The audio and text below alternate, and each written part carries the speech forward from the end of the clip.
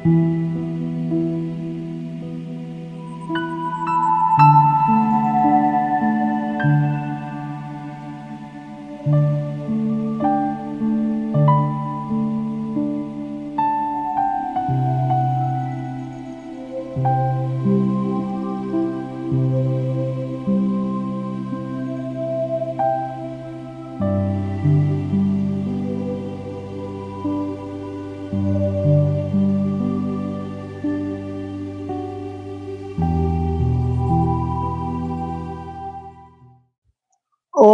शांति। आज की अव्यक्त मुरली है रिवाइज कोर्स की 3/4/96 की। तो बाबा कहते हैं सेवाओं के साथ साथ बेहद की वैरागी वृत्ति द्वारा पुराने व व्यर्थ संस्कारों से मुक्त बनो। समझा? सेवाओं के साथ साथ बेहद की वैरागी वृत्ति द्वारा पुराने व व्यर्थ संस्कारों से मुक्त बनो। तो आज बाप दादा का आज बेहद का बाप अपने बेहद के सदा सहयोगी साथियों को देख रहे हैं। चारों ओर के सदा सहयोगी बच्चे सदा बाप के दिल पर दिल तख्त नशीन निराकार बाप को अपना अकाल तख्त भी नहीं है, लेकिन तुम बच्चों को कितने तख्त हैं। तो बाप दादा तख्त नशीन बच्चों को देख सदा हर्षित होते रहते हैं। वहाँ मेरे तख्त नशीन बच्चे। कौन से बच्चे हैं? तख्त नशीन बच्चे बाप को देख खुश होते। आप सभी बाप दादा को देख खुश होते हो, लेकिन बाप दादा कितने बच्चों को देखकर खुश होते हैं? क्योंकि हर एक बच्चा विशेष आत्मा है। सुना? हर एक बच्चा विशेष आत्मा है, चाहे लास्ट नंबर है, लेकिन फिर भी लास्ट होते भी विशेष कोटों में कोई में कोई की लिस्ट में है। इसलिए एक एक बच्चे को देख बाप को ज्यादा खुशी है वह आपको है। तो बाबा को जवाब मिला दोनों को है। बाप को कितने बच्चे हैं, कितने बच्चे उतनी खुशी, और आपको सिर्फ डबल खुशी है। बस आपको परिवार की भी खुशी है, लेकिन बाप की खुशी सदा काल की है, और आपकी खुशी सदा काल है या कभी नीचे ऊपर होती है। सुना? बाबा तो एवरग्रीन है, एवरग्रीन है, हमेशा ही खुश है। तो बाबा ने कहा बच्चों की खुशी कभी नीचे कभी ऊपर होती है? पूछा है बाबा ने। तो बाप दादा समझते हैं ब्राह्मण जीवन का श्वास खुशी है। खुशी नहीं तो ब्राह्मण जीवन नहीं। अविनाशी खुशी कभी कभी वाली नहीं, परसेंटेज वाली नहीं। खुशी तो खुशी है। आज 50% खुशी, कल 100%। तो जीवन का श्वास नीचे ऊपर है ना। तो बाप दादा ने पहले भी कहा है क्या कहा है कि शरीर चला जाए लेकिन खुशी ना जाए। तो ये पाठ सदा पक्का है या थोड़ा थोड़ा कच्चा है? सदा अंडरलाइन है। कभी कभी वाले क्या कहेंगे? सदा खुशी में रहने वाले पास विद ऑनर, और कभी कभी खुशी में रहने वालों को सदा खुशी में रहने वाले कौन है? पास विद ऑनर। और कभी कभी खुशी में रहने वाले को धर्मराज पूरी क्रॉस करनी, धर्मराज कभी कभी खुशी रहने वालों को धर्मराज पूरी पास करनी पड़ेगी। सुना? पास विद ऑनर वाले 1 सेकंड में बाप के साथ जाएंगे, रुकेंगे नहीं। तो आप सब कौन हो? साथ चलने वाले या रुकने वाले? साथ चलने वाले ना। तो ऐसा चार्ट है, क्योंकि विशेष डायमंड जुबली के वर्ष में बाप दादा की हर एक बच्चे के प्रति क्या शुभ आशा है वो तो जानते हो ना। हम्म। अब सुनो बाबा क्या कहता है। बाप दादा ने सभी बच्चों का चार्ट देखा। उसमें क्या देखा? वर्तमान समय के प्रमाण। एक बात का विशेष और अटेंशन चाहिए। जैसे सेवा में बहुत उमंग उत्साह से आगे बढ़ रहे हो और डायमंड जुबली में विशेष सेवा का उमंग उत्साह है, इसमें पास हो, हर एक यथाशक्ति सेवा कर रहे हैं और करते रहेंगे। तो ना, सेवा कर रहे हैं और करते रहेंगे।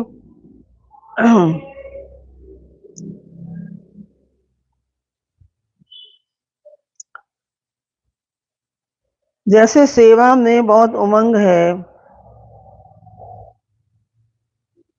ऐसे आगे बढ़ रहे हो और डायमंड जुबली में विशेष सेवा का उमंग उत्साह है, उसमें पास हो, हर एक यथाशक्ति सेवा कर रहे हैं और करते रहेंगे। लेकिन अब विशेष क्या चाहिए? समय समीप है, तो समय की समीपता के अनुसार अब कौन सी लहर होनी चाहिए? हाँ, तो किसी ने कहा वैरागी की। कौन सा वैरागी? हद का या बेहद का? जितनी सेवा का उमंग उत्साह है, उतना समय की आवश्यकता प्रमाण। सब स्थिति में बेहद का वैराग कहाँ तक है? क्योंकि सेवा, क्योंकि आपके सेवा की सफलता है, जल्दी से जल्दी प्रजा तैयार हो जाए, इसलिए सेवा करते हो ना। तो जब तक आप निमित्त आत्माओं में बेहद की वैरागी वृत्ति नहीं है, तो अन्य आत्माओं में भी वैराग्य वृत्ति नहीं आ सकती। और जब तक वैराग वृत्ति नहीं होगी, तो जो चाहते हो बाप का परिचय सबको मिले, वो नहीं मिल सकता। आई समझ में? तो बेहद का वैराग सदा काल का वैराग है। अगर समय प्रमाण व सरकमस्टांसेस प्रमाण वैराग आता है, तो समय नंबर 1 हो गया और आप नंबर 2 हो गए। परिस्थिति या समय ने वैराग दिलाया, परिस्थिति खत्म, समय पास हो गया, तो वैराग पास हो गया। उसको क्या कहेंगे? बेहद का वैराग या हद का? तो अभी बेहद का वैराग चाहिए। सुना, समय के अनुसार कौन सा वैराग चाहिए? बेहद का। अगर वैराग खंडित हो जाता तो उसका मुख्य कारण है देह अभिमान। जब तक देह भान का वैराग नहीं है, तब तक कोई भी बात का वैराग सदा काल नहीं होता है, अल्पकाल का होता है। समझे?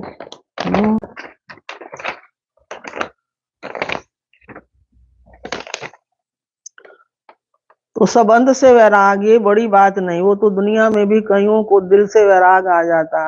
लेकिन यहाँ देह अभिमान के जो भिन्न भिन्न रूप हैं, उन भिन्न भिन्न रूपों को तो जानते हो ना। कितने देह अभिमान के रूप हैं, उसका विस्तार तो जानते हो। लेकिन इस अनेक देह अभिमान के रूपों को जानकर बेहद के वैराग में रहना, देह भान नहीं, अभिमान, देह अभिमान देही अभिमानी में बदल जाए। जैसे देहभान एक नेचुरल हो गया, ऐसे देही अभिमानी नेचुरल हो जाए, क्योंकि हर बात में पहला शब्द देही आता है। सुना, चाहे संबंध है तो भी देह का संबंध है, पदार्थ है तो देह के पदार्थ है, तो मूल आधार देहभान है। जब तक किसी भी रूप में देह अभिमान है, तो वैराग्य वृत्ति नहीं हो सकती। तो और बाप दादा ने देखा कि वर्तमान समय जो देह अभिमान का विघन है, सुना, उसका कारण है देह के जो पुराने संस्कार हैं, उनसे वैराग नहीं है। तो पहले देह के पुराने संस्कारों से वैराग चाहिए।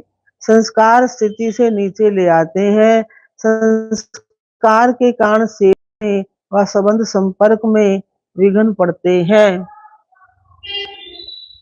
सुना, तो रिजल्ट में देखा कि देह के पुराने संस्कार से जब तक वैराग नहीं आया, तब तक बेहद का वैराग सदा नहीं रहता। संस्कार भिन्न भिन्न रूप से अपनी तरफ आकर्षित कर लेते हैं। तो जहाँ किसी भी तरफ आकर्षण है, सुना, वहाँ माया नहीं, वैराग नहीं हो सकता। तो चेक करो, मैं अपने पुराने व व्यर्थ संस्कारों से मुक्त हूँ। कितनी कोशिश करेंगे, करते भी हैं, वैराग्य वृत्ति में रहे, लेकिन संस्कार कोई कोई के पास या मेजॉरिटी के पास किसी न किसी रूप में प्रबल है, जो अपनी तरफ खींचते हैं। तो पहले पुराने संस्कार से वैराग, संस्कार ना चाहते भी इमर्ज हो जाते। क्यों चाहते नहीं हो, लेकिन सूक्ष्म में संस्कारों को भस्म नहीं किया है। सुना, कहाँ न कहाँ अंश मात्र रहे हैं, छिपे हैं। वो समय पर ना चाहते भी इमर्ज हो जाते। फिर कहते हैं चाहते तो नहीं थे, लेकिन क्या करें, हो गया, हो जाता है। ये कौन बोलता है? देह अभिमान या देही अभिमान? कौन बोलता है, देह अभिमान या देही अभिमान? तो बाप दादा ने देखा संस्कारों से वैराग वृत्ति में कमजोरी है, खत्म किया, लेकिन अंश भी ना हो ऐसा खत्म नहीं किया। और जहाँ अंश है तो वंश तो होगा ही। आज अंश है, समय प्रमाण वंश का रूप ले लेता, परवश कर देता। कहने में तो सभी क्या कहते, जैसे बाप नॉलेजफुल है वैसे हम भी नॉलेजफुल हैं। लेकिन जब संस्कार का वार होता तो नॉलेजफुल है या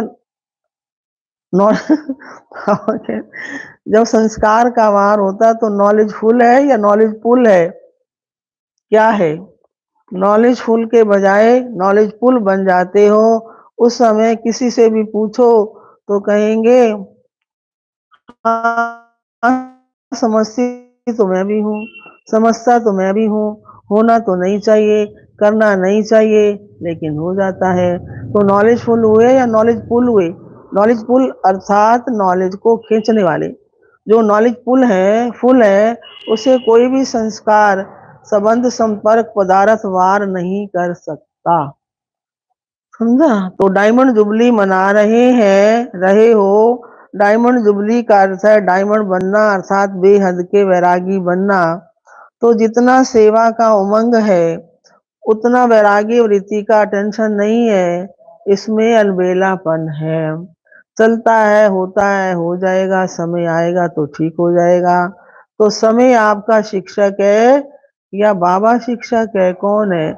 अगर समय पर परिवर्तन करेंगे तो आपका शिक्षक समय हो गया, आपकी रचना आपका शिक्षक हो, ये ठीक है। तो जब ऐसी परिस्थिति आती है तो क्या कहते हो, समय पर ठीक कर लूंगी, हो जाएगा। बाप को दिलासा देते, फिक्र न करो, हो जाएगा, समय पर बिल्कुल आगे बढ़ जाएंगे। तो समय को शिक्षक बना, ये आप मास्टर रचता के लिए शोभता है? अच्छा लगता है? नहीं, समय रचना है, आप मास्टर रचता हो। तो रचना मास्टर रचता का शिक्षक बने, ये मास्टर रचता की शोभा नहीं है। सुना? तो आज बाप दादा ने समय दिया, उसमें वैराग वृत्ति को इमर्ज करो, क्योंकि सेवा की खींचातान में वैराग्य वृत्ति क्या होती है, खत्म हो जाती। वैसे सेवा में खुशी मिलती है, शक्ति मिलती है, और प्रत्यक्ष फल भी मिलता है। सुना, क्या क्या मिलता है सेवा में? तो शक्ति भी मिलती, खुशी भी मिलती, प्रत्यक्ष फल भी मिलता। लेकिन बाप दादा का वैराग खत्म भी सेवा में ही होता है, लेकिन बेहद का वैराग खत्म भी सेवा में होता है। इसलिए अब अपने अंदर इस वैराग्य वृत्ति को जगाओ। कल पहले भी बने थे तो आप भी थे कि और थे? आप ही है ना। सिर्फ मर्ज है, उसको इमर्ज करो। जैसे सेवा के प्लान को प्रैक्टिकल में इमर्ज करते हो, तब सफलता मिलती है। ऐसे अभी बेहद की वृत्ति को इमर्ज करो। चाहे कितने भी साधन प्राप्त हैं और साधन हो, आपको दिन प्रतिदिन ज्यादा मिलने ही है, लेकिन बेहद के वैरागी वृत्ति की साधना मर्ज नहीं हो। बे बेहद की साधना मर्ज ना हो, इमर्ज हो। साधन और साधना का बैलेंस, क्योंकि आगे चल करके प्रकृति आपकी दासी होगी, सत्कार मिलेगा, सम्मान मिलेगा, लेकिन सब कुछ होते वैरागी वृत्ति कम ना हो। तो बेहद के वैराग वृत्ति का वायुमंडल स्वयं ने अनुभव करते हो कि सेवा में बिजी हो गए। जैसे दुनिया वालों को सेवा का प्रभाव दिखाई देता है, ऐसे बेहद के वैराग्य वृत्ति का प्रभाव दिखाई दे। आदि में आप सभी की स्थिति क्या थी?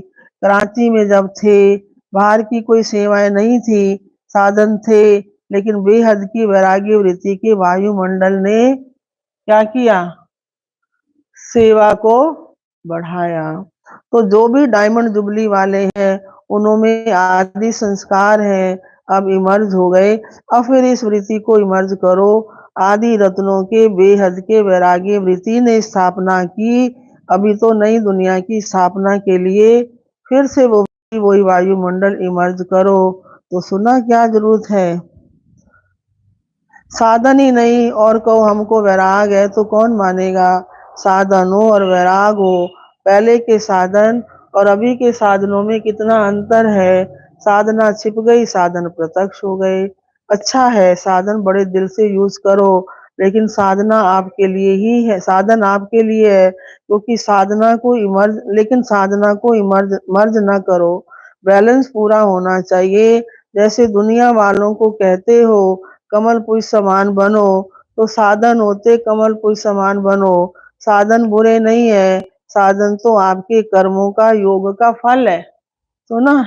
लेकिन वृत्ति की बात है, ऐसे तो नहीं साधन की प्रवृत्ति में साधनों के वश फंस जा नहीं जाते, फंस तो नहीं जाते।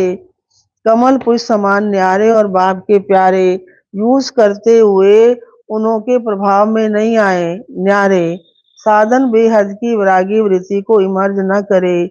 अभी विश्व अति में जा रहा है, तो अभी आवश्यकता है सच्चे वैराग वृत्ति की। और वो वायुमंडल बनाने वाले आप हो, पहले स्वयं में और फिर विश्व में। तो डायमंड जुबली वाले क्या करेंगे? लहर फैलाएंगे ना। आप लोग तो अनुभवी हो, शुरू का अनुभव है, सब कुछ था। देसी घी खाओ जितना खा सकते हो, फिर भी बेहद की वैरागी वृत्ति। दुनिया वाले तो देसी घी खाते, लेकिन आप तो पीते थे। घी की नदियां देखी। तो डायमंड जुबली वालों को विशेष काम करना है, आपस में इकट्ठे रहते हुए टूरवान करना। जैसे सेवा की मीटिंग करते हो, वैसे इसकी मीटिंग करो। जो बाप दादा कहते चाहते सेकंड में अशरीरी हो जाए, उसका फाउंडेशन ये बेद की वैराग वृत्ति है। नहीं तो कितनी भी कोशिश करेंगे, लेकिन सेकंड में हो नहीं सकेंगे, युद्ध में चले जाएंगे। और जहाँ वैराग है तो ये वैराग है योग्य धरनी, उसमें जो डालो उसका फल फौरन निकलता है। तो क्या करना है? सभी को फील हो कि बस अभी हमको बेहद की वैराग्य वृत्ति में जाना है। अच्छा समझा क्या करना है? सहज है या मुश्किल? थोड़ा थोड़ा आकर्षण होगी या नहीं? साधन आपको अपनी तरफ खींचेंगे। सुना?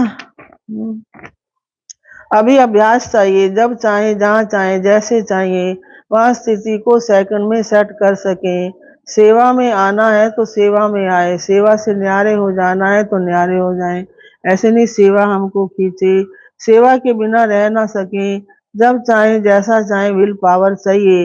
विल पावर है, स्टॉप टू स्टॉप। ऐसे नहीं लगाओ, ऐसे नहीं लगाओ स्टॉप और हो जाए question mark. Full stop, stop भी नहीं, फुल स्टॉप। जो चाहे वो प्रैक्टिकल में कर सको। चाहते हैं लेकिन होना मुश्किल है, तो इसको क्या कहेंगे? विल पावर है की पावर है।